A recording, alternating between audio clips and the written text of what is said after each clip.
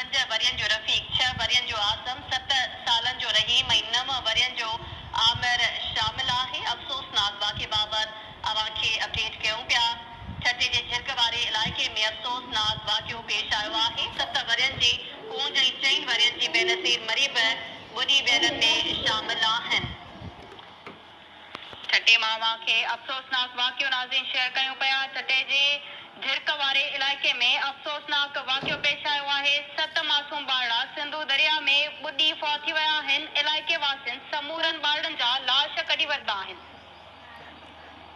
शादीअ जे काॼ ते आयल ॻोठ दाइम मरी वासी 7 ॿारड़ा दरिया में ॿुॾी फौत थी विया आहिनि।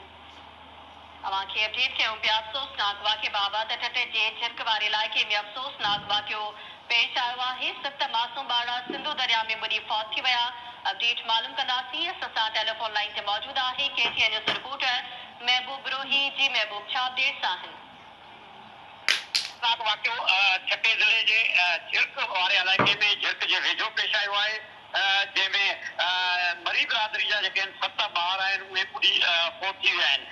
फौत थियल ॿारनि जी तस्दीक कई वई आहे, जंहिंखां पोइ उन्हनि जा लाश जेके आहिनि कढिया विया आहिनि। मक़ामी जेके ॻोठाणा आहिनि उन्हनि लाश कढी वरिता आहिनि। इहो अफ़सोसनाक वाक़ियो झिरक वेझो मुलाक़ातियार पुल आहे सांपा मोड़ी जे साम्हूं दाइम मरी ॻोठ आहे जिते पेश आयो आहे, जिते सिंधु दरिया में बरसाई सिंधु दरिया में वेझण लाइ ॿार पता हुआ, पाणी में वेझण लाइ लहण लॻा। जीअं ई ॿार सिंधु दरिया में लहण लॻा त वारे वारे सां उहे लहंदे ॿुॾंदे विया, छाकाणि जो हिन ॻोठ में जेका ॻोठ जेका दाइम मरी आहे उन में हिकु नंढड़ी शादी जी तकरीब थियल हुई।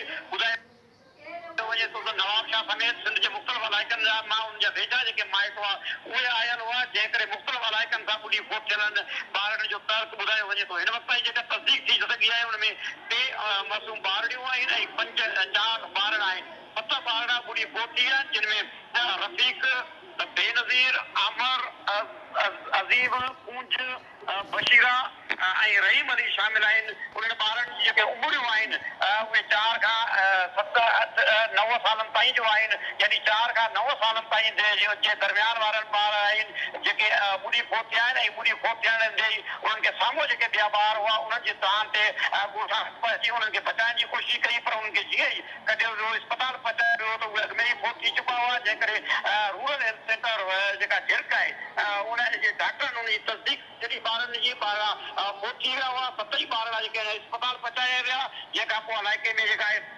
जेके ख़ुशियूं आहिनि ॻोठ में शादी जूं ख़ुशियूं आहिनि उहे ग़म में तब्दील थी वियूं ऐं ॻोठ में रोज़गारो मसइला हिन वक़्तु जेका पुलिस इंतिज़ामिया आहे DSP जगवानी में उनजा वारस जेके आहिनि उनजी ज़रूरी कार्रवाई खां पोइ लाश जेके आहिनि वारसनि जे हवाले कया विया आहिनि ऐं वाक़े वारे हंध ते पुलिस रवानी थी चुकी आहे। जॾहिं त हीअ सिंधु दरिया वारो इलाइक़ो सिंधु दरिया जे किनारे वारो इलाइक़ो आहे, जंहिं करे हुते रेस्क्यू बि पहुची न सघियूं हुयूं, जंहिं करे ॿारनि खे जॾहिं उतां कढियो वियो त ॻोठाणनि हिकु सुस्ती में ॿारड़ा विझी जेके आहे उहे रूरल हेल्थ सेंटर पहुचाया। उन झिरक ऐं हिलाया इन इलाइक़े में कंहिं बि क़िस्म जी रेस्क्यू जेके टीम मैसर न हूंदी आहे। एसि ताईं जो झिरक में जेका हिकु एम्बुलेंस आहे उहा बि बर वक़्तु पहुची न सघी हुई, जंहिं करे ॿारनि खे हुते हिकु सूज़की में जेके ॻोठाणा ॿुधाइनि था हिकिड़े सूज़की में खणाई अस्पताल पहुचायो वियो, जिते हुननि तस्दीक कई ॿारनि खे।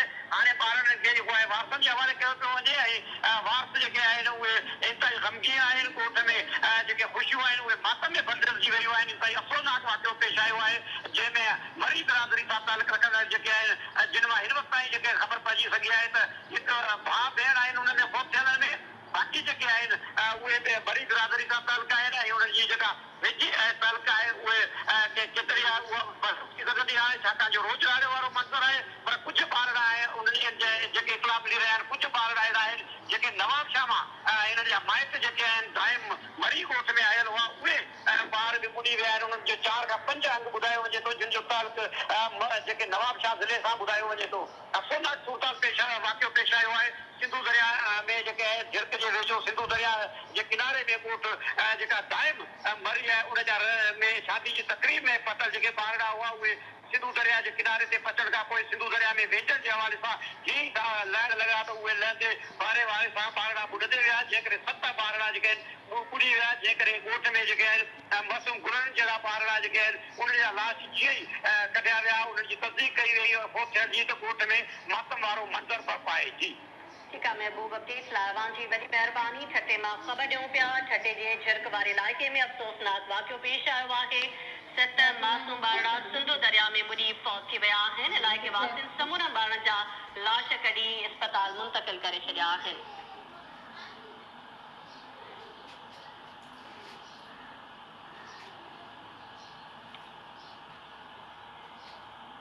जी नाज़रीन सिंध असेंबली